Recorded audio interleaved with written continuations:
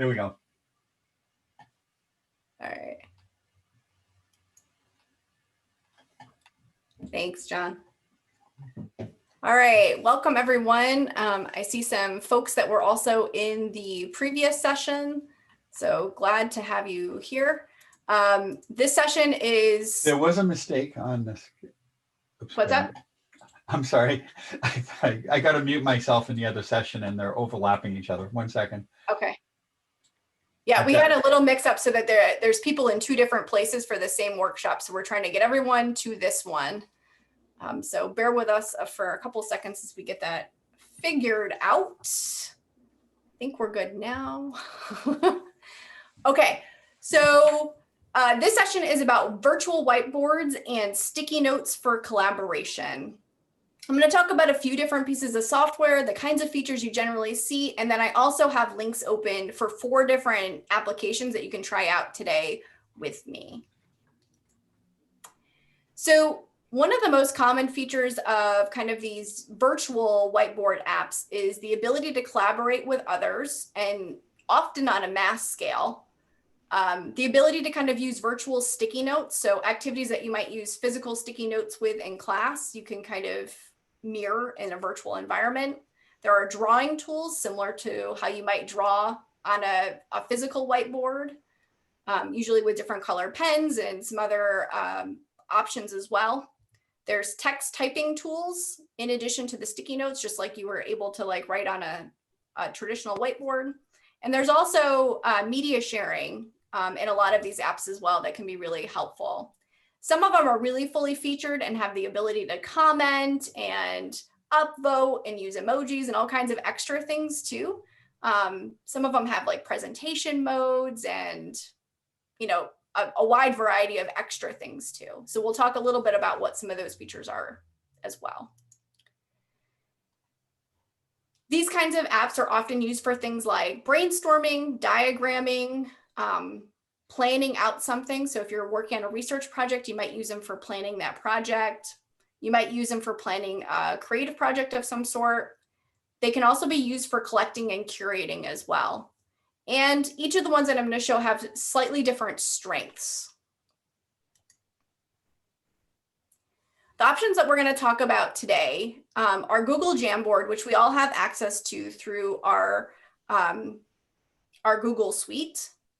There's Padlet, which is very commonly talked about in education circles. One thing to note about that is there was a lot of things written about Padlet a couple of years ago when accounts were free and you can have as many of these Padlets or kind of whiteboards as you wanted. But now the free account is limited to 3. So there are some limitations on that now, but you'll find a lot of education related materials about Padlet.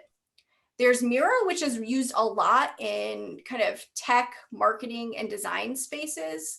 And it is probably the most fully featured option that's available that I'm going to talk about today.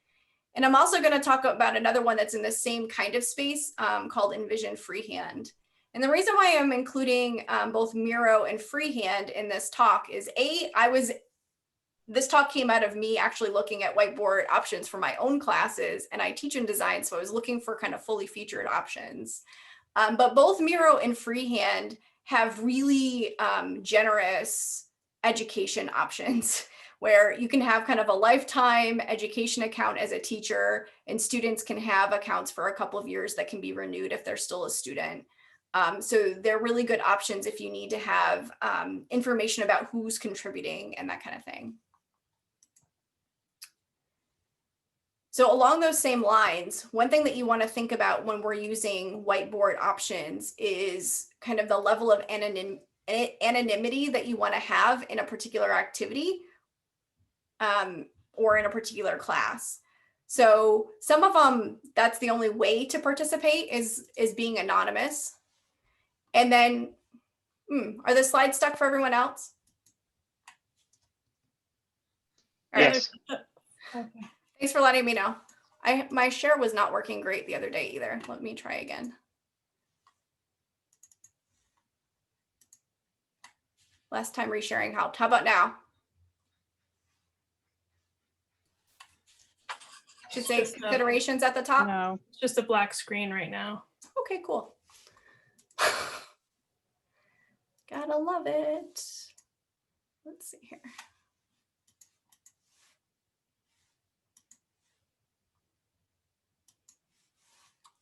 Can you see my screen?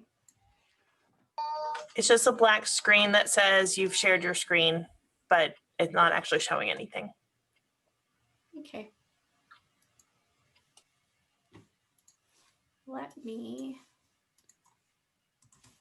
I'm going to switch browsers and see if it behaves better. Give me 1 second.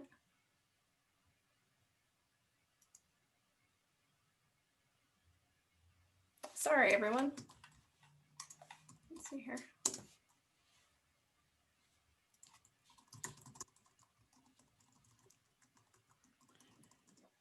Of course, I'm not like logged into my Google account and the other account, so. All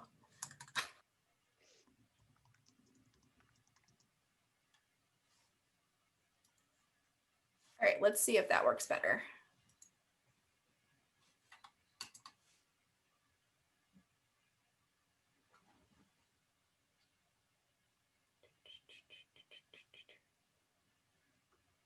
That is not working better.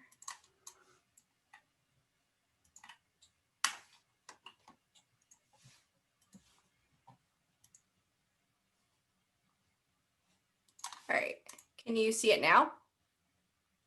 Yes. Okay, thank you. Sorry about that.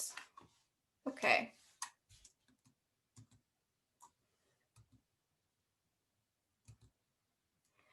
So back to anonymity. Some of the tools, like that's how you interact, and everyone's posts and things are anonymous. That might be okay if it's in a small class or whatever, right? But you know, sometimes depending on what the activity is, people might go a little crazy and you might want to know who did what. So you do want to be aware of that, and I'll point that out about each tool.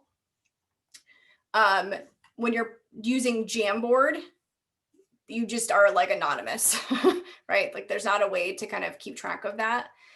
In the other three tools, it's possible not to be anonymous, but it depends how you share your whiteboards out. So those, to not be anonymous, requires you to have an account. And so that would be a level of setup that would be necessary. So one thing that you want to think about are the range of activities that you want to complete in a whiteboard situation, so that you adopt one that allows you to do all of the activities. So there's only one kind of place that they might need to sign up for. There's plenty of things you can do without students having an account, but just remember that there's like a level of anonymity that's associated with that. Most of them allow permissions to kind of allow anyone with a link to edit. You can also allow anyone within a team or a group to edit. They're really similar in most of these other whiteboards, except for Jamboard, are really similar to Google Drive settings, like if you're sharing a document. In terms of cost, they all have free versions, so that's good. Jamboard's entirely free because we have the Google Suite. Padlet allows you to have 3 whiteboards at a time for free. Otherwise, there is a paid version that's about $100 a year that allows you to have unlimited whiteboards. And that one has a lot of other really interesting features too, like timelines and maps and things, and reads almost like a more polished website. And you'll see that in a minute. So that might be worth the cost for some folks.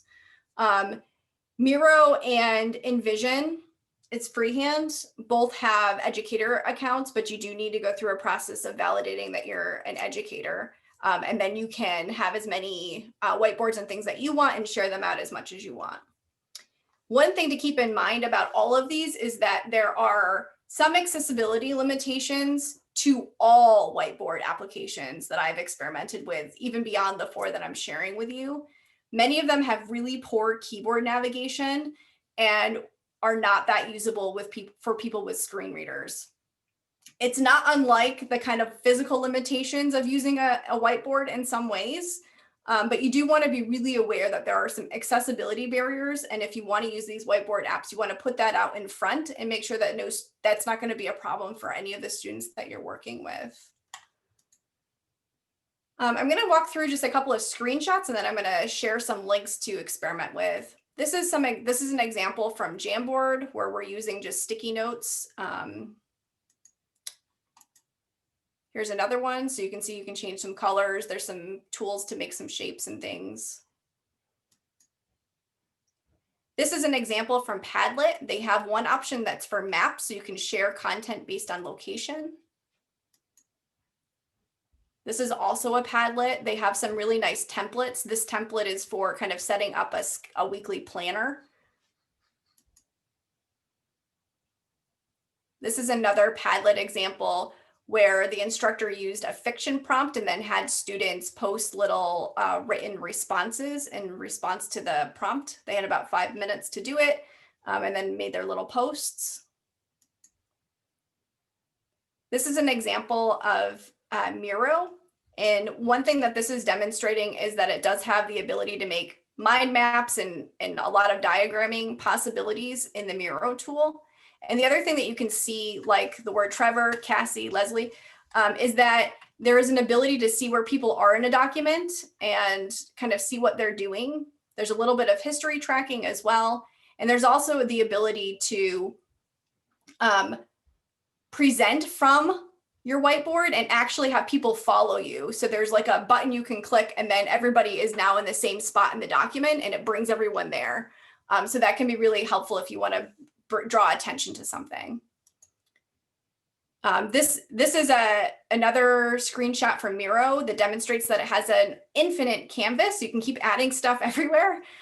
You can also make pieces of your canvas slides, and you can go from slide to slide. But what I like about this screenshot is it just demonstrates the wide variety of activities you can do in this particular piece of software, including commenting on very specific elements of things that are added to the whiteboard, which is a really powerful feature if you're doing things like feedback in relationship to brainstorms and things like that. And you also notice that you can do a video down in the bottom here. This is a screenshot from Envision. Envision also has an infinite canvas. This is an example of a retrospective, which is something that you might do at the end of a team project or a team sprint, something that went well, something that needs improvement and next steps. So this is a way that you could use a whiteboard. This is another screenshot from Freehand, which is a warm-up activity that's a collaborative drawing activity. So it just demonstrates kind of the power of a tool like this, where you can have a kind of a set of instructions and then a big area to kind of interact with. So what I'm going to do is give you each I'm going to stop sharing, and I'm going to provide links to all 4 of these spaces. Each of these spaces, I have like an example set up where you can interact. So I'm going to put those in the chat right now.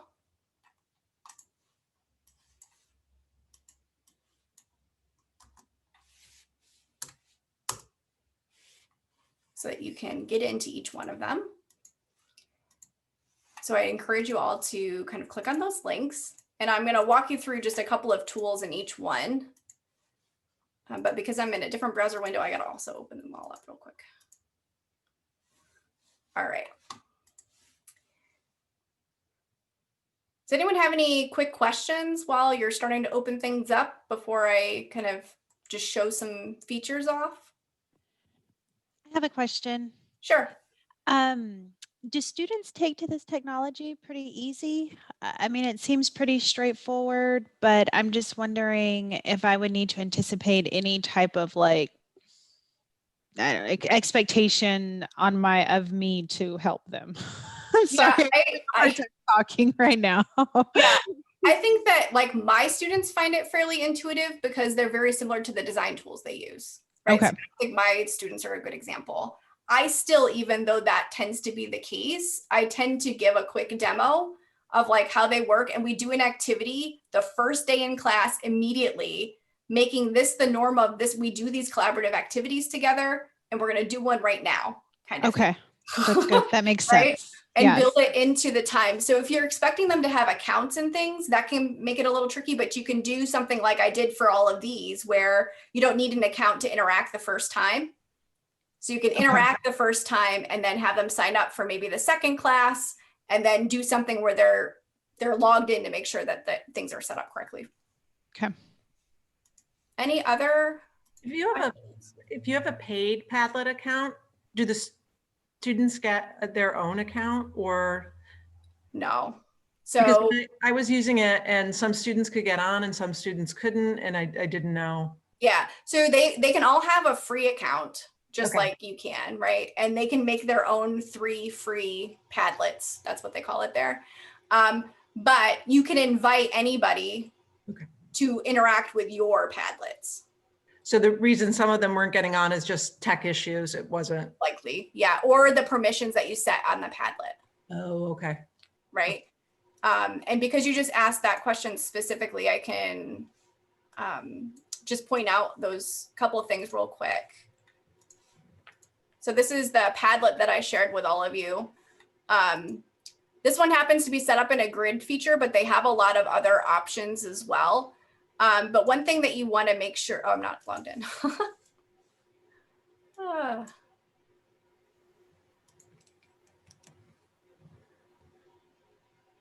There we go. So for in as me, right, I have this little gear and I can set all kinds of settings, including some of the ones that are down here, which is like whether or not they're allowed to comment, whether or not you have to approve their posts. So this is something that Padlet has that some of the other ones don't. And then there's also the share settings. So you can add specific members if they have an account. You can also make it a secret, but allow anyone that has the link to join. But there's a lot of privacy settings that you can choose from. Okay, thank you. You're welcome. Are there other questions?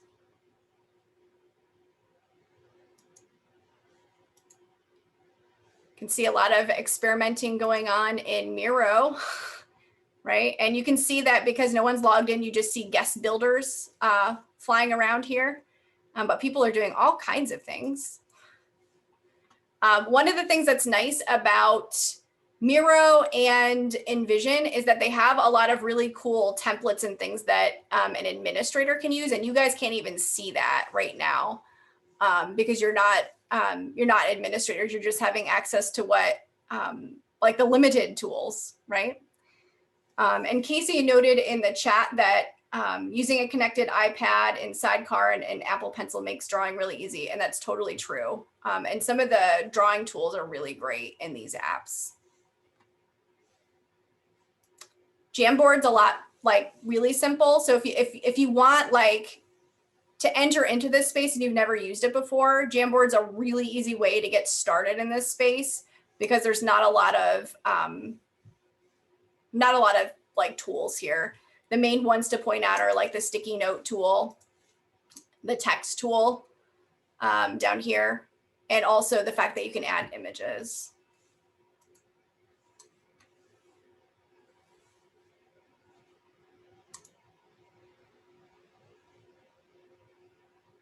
Other questions?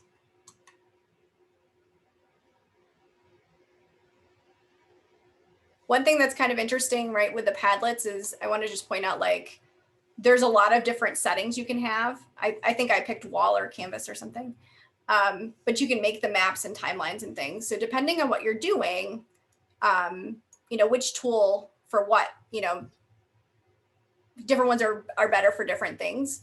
The Padlet is really good if you want to do some curation like activities.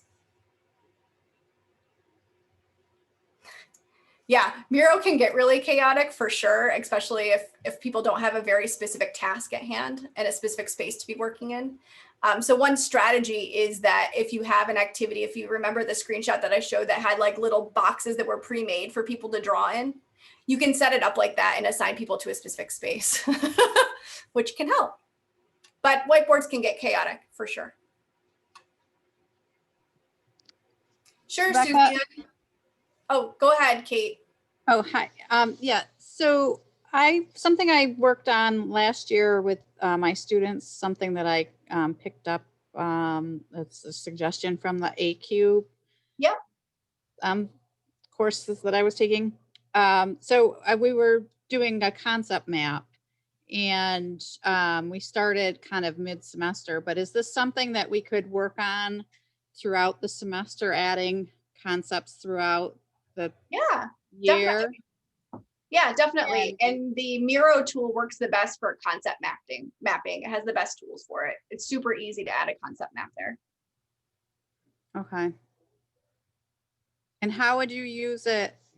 Like I don't know, in a virtual setting, as far as, would you just make You your can- screen accessible to the, like a Zoom class, or would they do it outside of class, or? You can do both. You can do an asynchronous activity and have them, do something on their own and add to it. Sometimes I do that for brainstorming, like a pre-brainstorm and then like a follow-up one in class.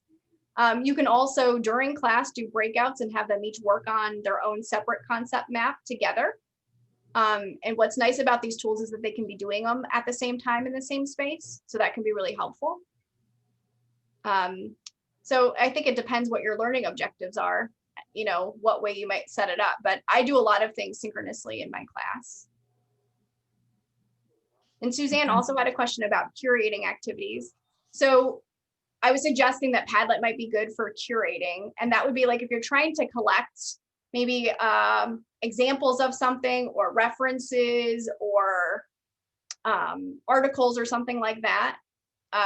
Padlet has really great previews of websites and things like that. So if you want to collect stuff and annotate it and make notes about it, Padlet works really great for that because it has all of these media upload features that you can add. So when you go to add a post, let me see if I can share real quick and show you.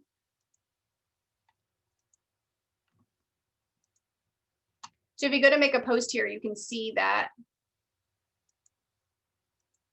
Let's see if it'll let me do anything here.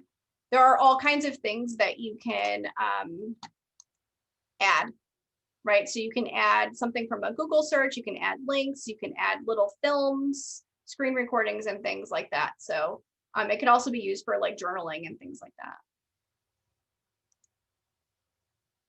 Oh, let me see if I can fix those settings for you guys. Thanks, Casey. And I do know that we're kind of at time here, but I can stick around for a couple more minutes if people have questions. And Mary, you were asking about, can students add their names in Padlet rather than being anonymous? Yeah, so you can require them to have an account, right? And then they wouldn't be anonymous. That would be one way of doing it. Okay. And the other way is you could ask them to put their name as part of their post title, right? Or somehow put it in their post. Makes sense. Yeah, so it's like, if you want credit, you need to put your name on it. Just like a piece of paper. Let me see if I can fix the other one for you guys. Sorry about that. I see people in here, but I must have clicked a button incorrectly. It does say anyone with the link can do it. Well, let's call this an experiment. And if you can't actually get in without making an account, now we all know that that's a thing. Because it's not supposed to work that way.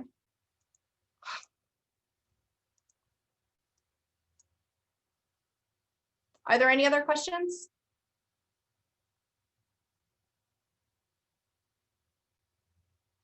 Well, I'll keep those open so that you can continue to kind of explore a little bit if you need to, if you want to experiment and just see what they can do. Just keep in mind that as a guest editor of these, you don't have access to the full set of tools.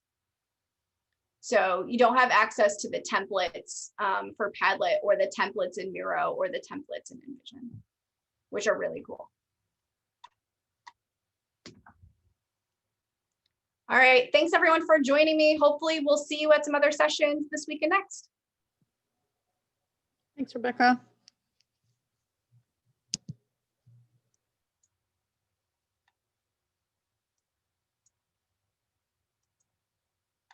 Hey, John, don't forget you're the one that's doing the recording.